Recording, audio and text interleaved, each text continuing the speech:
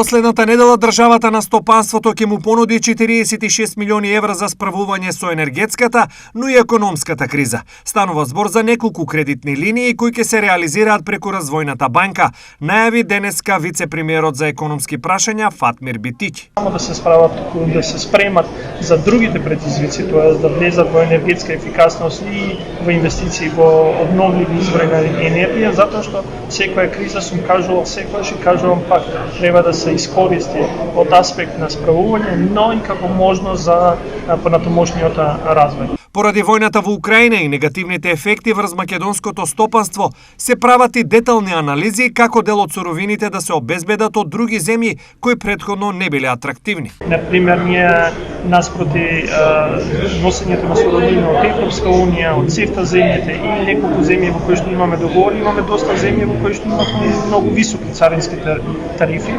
Веќе правиме детални анализи за укинување на царинските тарифи и укинување на квотите за да обезбедиме субститут на суровини. Автомобилскиот сектор според него е предност која треба да се искористи во услови кога е прекинат вредносниот ланец по случувањата во Украина.